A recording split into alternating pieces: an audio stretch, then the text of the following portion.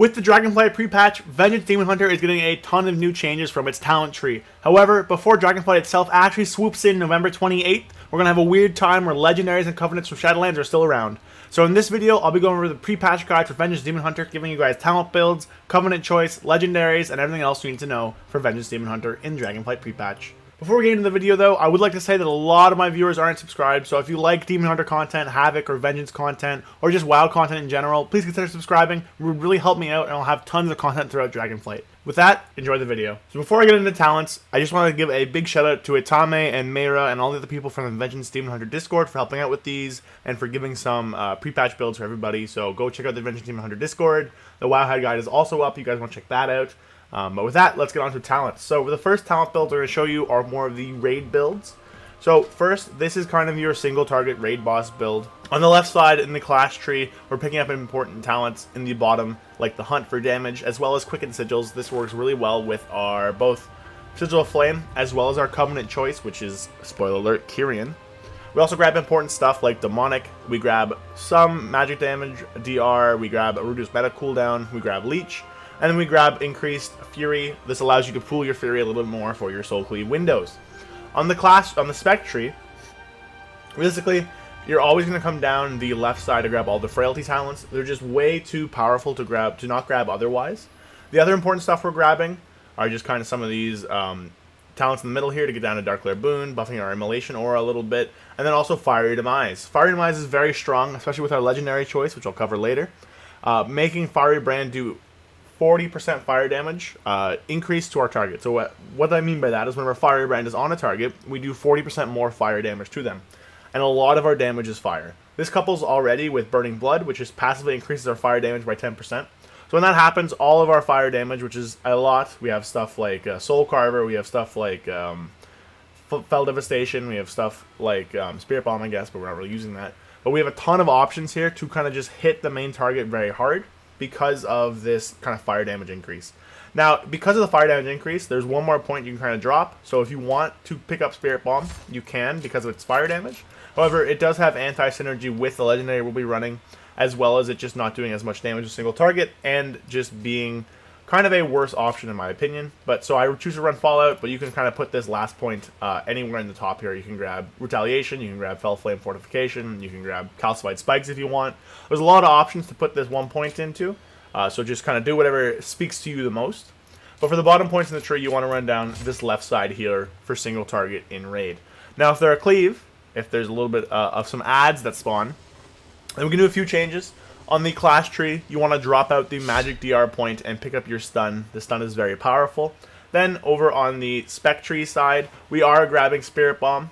We also drop our point out of Soul Carver and put it into Burning Alive. So Burning Alive is very good because it allows our Fiery Brand to spread to any adds around.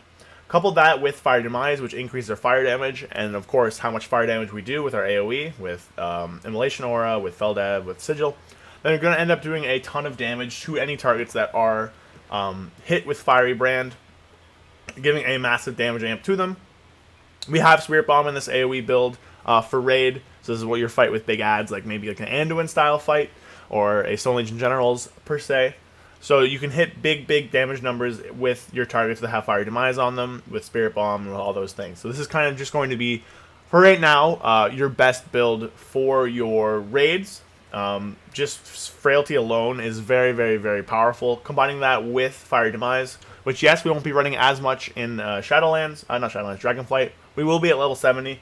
However, Legendaries we can take right now really synergize with that. And I'll touch on that at the end of the video. For now though, we're going to move on to M+ builds. So here is our general M+ build. Now there's a few things. There's going to be 3 variations of this build, or 2 variations plus this one I guess, depending on the dungeon you're doing. This one here is for kind of your generic dungeon that's not upper Karazhan, lower Karazhan, or Gambit. We can see on the left side here we've grabbed the full Chaos Nova package, and we've also dropped out Eventual Retreat and Unrestrained Fury. The 20 extra Fury doesn't matter as much because you're not dumping Fury into those cycles as much as you were before. However, we've picked up stuff like Chaos Fragments, like Imprison, like the Consume Magic buff, really just giving us options in the class tree. This is strong because it gives us Soul Fragments, which we can use to heal ourselves, which is very powerful. And then on the class tree, spec tree, you can see it looks very similar to the raid build. We drop out meteoric strikes for calcified spikes, which is very much more impactful in AoE because your tanking uptime is significantly higher. You have that 10% reduced damage after demon spikes ends while you're in a pack, which is very, very powerful. We still have Burning Alive to spread the Fire Demise buff to other targets. We picked up a point in Fallout for more souls, and we've gone down into Frailty on the left side. You might notice that we are not taking Spirit Bomb in this build. This is for a more low target count M+, which is very, very common, especially in this season. Spirit Bomb has lost a lot of value because its Fury cost has gone up, and because Soul Cleave does a lot more damage now and applies Frailty much more efficiently to 5 targets. However, if you're going above those 5 target counts, then you're going to want to swap to the other build, which is the Gamba and lower build. So this is in Gambit and lower. We've taken a point out of Dark Lair Boon and put it into Spirit Bomb, giving us that option to use this big damage button on larger target pulls. So if you're above 5 to 6 targets, then you want to start using Spirit Bomb when you can, because it puts Frailty on everything, because it does more AoE damage. Unfortunately, Soul Cleave is capped at 5 targets, which is kind of its big weakness. Now, the other change to dungeons is if you're doing Upper. Now, Upper is a lot more single target focused. There's not a lot of pulls and a lot of big singular mobs that hurt really hard. So in that case, we're dropping our point out of Burning Alive and putting it into Soul Carver. Soul Carver is very, very good if you have a one-target scenario that's hitting you really hard, doing a lot of damage to you. So keeping Soul Carver in Upper is really good because it has a lot of those just singular mobs that hurt really hard. It also is a really big single-target damage nuke, especially with our Fire Demise and Burning Blood and your Frailty stacks. Also, in all 3 builds, we've taken Sigil of Silence. This is a no-brainer in M+. Just silencing everything is super powerful. I missed when this was on Havoc. It was just really good. But Vengeance still has it, and you're going to take this in M+ when you can. So that's it for the builds. Next up, we're going to go over to Covenants, and then Legendaries, and then Rotation.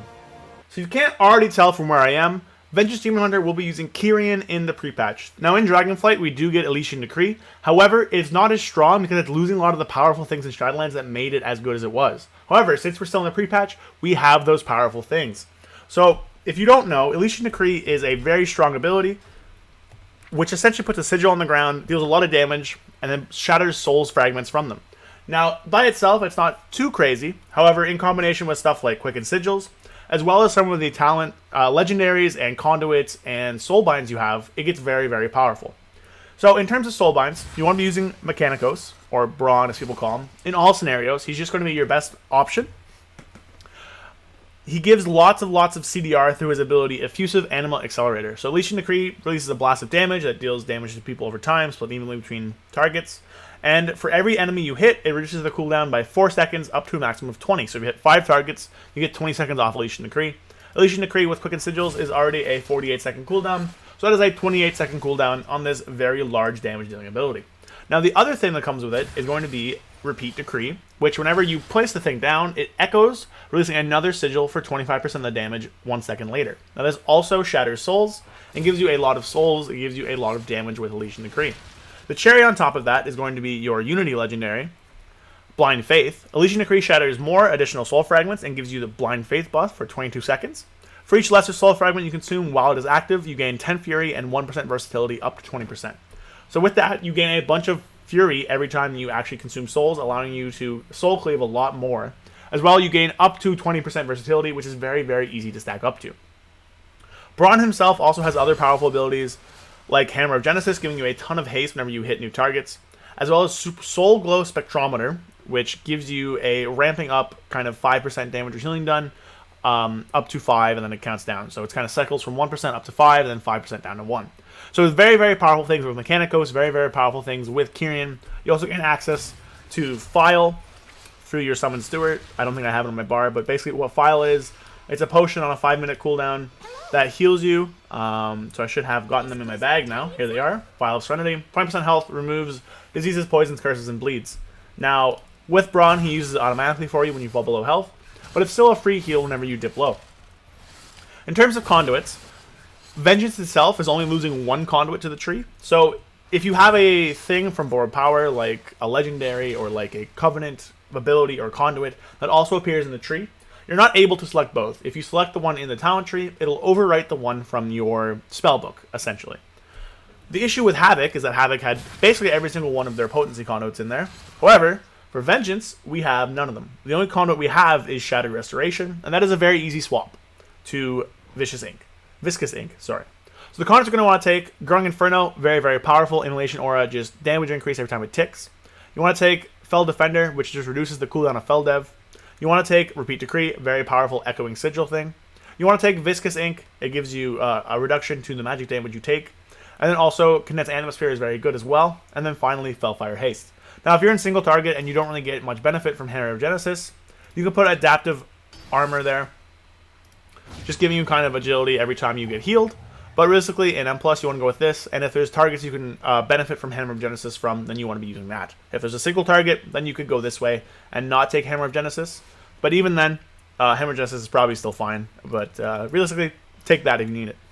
So our conduits are still going to be very, very powerful. Kieran is going to be the one you want to play. It gives you tons of versatility, tons of damage, and tons of fury and healing, which really interacts with the rest of our kit, and really interacts with the other legendary we're going to be using, which I'll go over now. So in terms of legendaries, there are going to be 2 that you want to take in different scenarios, and the ones you're going to want to take in most scenarios is going to be Fiery Soul. Let me just flip back. So Fiery Soul is a fragment, a power we haven't really used before, maybe earlier on in Shadowlands. We haven't used it in a bit. What it does is each soul fragment consumed by Soul Cleave reduces the cooldown of Fiery Brand by 2 seconds. Now, you're generating a lot of soul fragments and consuming a lot of soul fragments with Soul Cleave, especially in the builds where you don't run Spirit Bomb. This gets Fiery Brand cooldown down very low and synergizes very well with talents like Fiery Demise and Burning Alive. That's why we're using this legendary. Basically, you can craft it on your wrists or your hands. Tier sets are gone, so you can put this wherever you want. Haste is going to be our best stat still, so you want to stack as much haste as you can. Crit is also doing pretty good, and Verse is also doing pretty good. So, you know, you can save yourself for damage, or you can take some Verse if you want a little bit more survivability for stats with this one. Our Mastery is very bad. It got changed to kind of give you armor outside of spikes, and then double it while Demon Spikes is active. It's still our worst stat, probably, which is weird when coming from Havoc, since Mastery is our best stat now. Anyways, so Fiery Soul, very good talent. Legendary, synergizes very, very well with what you're doing with Fiery Brand in the pre-patch. However, I mentioned that Spirit Bomb isn't really taken in all scenarios, and this does have anti-synergy. It doesn't reduce stuff with Fiery Brand. So, if you're in a dungeon where you're taking Spirit Bomb, or if you're in Cleave, what you want to run instead is Collective Anguish. The reason for this is that I-Beam itself was actually Giga buffed coming into Dragonflight. Those of you who play only Vengeance might not know that. But because of this Giga buff to I-Beam, it now hits 5 targets before falling off. So it deals full damage to 5 targets and then falls off much slower after that instead of just doing the 1. It deals a lot more damage. And every time we use Feldev, which itself is on a shorter cooldown due to our conduits and due to stuff like Dark Glare Boon, we shoot an I-Beam that hits super, super hard and is going to deal a lot of damage to any target in front of us. So, places where you're not running Spirit Bomb, you want Fiery Soul for more Fiery Brands, which give you a lot more damage. Places where you are running Spirit Bomb and you're doing a lot of AoE, then Collective Anguish will probably be better for you because of that I-Beam being buffed and doing a lot more damage. Realistically, this can go on your wrist or your back as well. It's just up to whichever gear slot you want. If you want to kind of overlap them, then these can both go on wrists, and that'd be very easy, so you only don't need gear on your wrist slot. You can just kind of use the 2 legendaries. So with that, we'll go into rotation. So I know rotation is a bit of an outdated term, and I agree that it is. However, it's kind of the best way to exemplify what it is to how to play the class, you know what I mean? So realistically for Vengeance, not a lot is going to be changing from Shadowlands to now. The big thing still is, you know, keep Fracture rolling, keep Immolation Aura rolling, keep Fire Brand rolling. Keep those things on cooldown.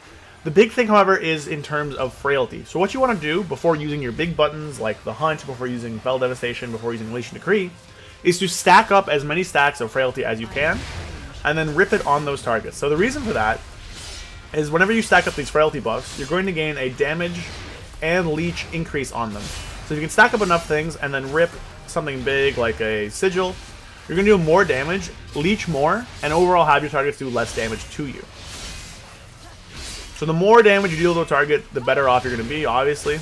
And the bigger frailty stacks you get, so we'll see how many stacks I go on my target. I don't even know which my main target is. I think it's this one. Then we'll Hunt. You do end up doing more damage to them, leeching more, and overall just being in a safer and better place. The other thing is that generally before you Fell Dev, you want to throw Fiery Brand out for that fire damage bonus. Even if you throw Fiery Brand out and then wait a little second so that it can spread, just so you can hit more targets with Fiery Brand, doing more damage and being, you know, as good as you can be. Get those frailty stacks up so you can do more damage. That's really the rotation. Use your demon spikes when you're in trouble.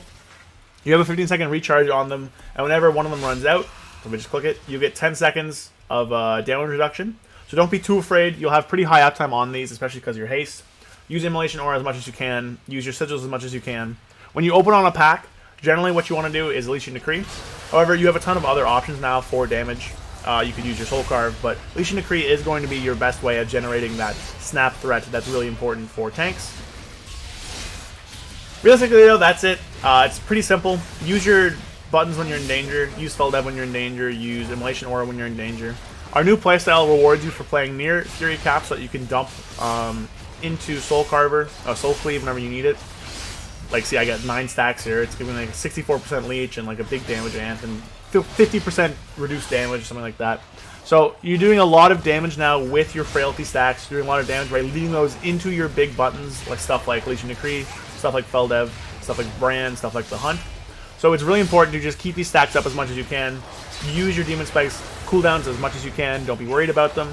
You have about 5 seconds of the buff and then 10 seconds of the DR, which should last you throughout most of Demon Spikes. And that's it. After that, you just kind of profit. There's going to be some learning period about like when you want to stack up your frailty buff as much as you can. It's more important in single target. In AoE, generally you're just going to be spending as much as you can. In single target, it's more important to stack up before your bigger hits, like your Soul Carver, like your Sigil, etc. But, again, it's going to be the same thing. You're stacking frailty as much as you can on different targets, and then ripping your bigger cooldowns so they get the benefit of the damage and of the leech on the target. So that's it for my Vengeance pre-patch guide. If you have any questions, feel free to comment them down below, or check out the Demon Hunter Vengeance Discord. People there are very nice. They'll help you out, help solve any issues you may have. Hope you guys enjoyed. I'll be doing tons of Vengeance, Havoc, and all Demon Hunter content and wild content throughout Dragonflight. So if you're interested in that, hit the subscribe button. It would really help me out. Leave a like if you enjoyed it as well, and I'll see you guys around. Thank you so much for watching the video. I'll catch you next time.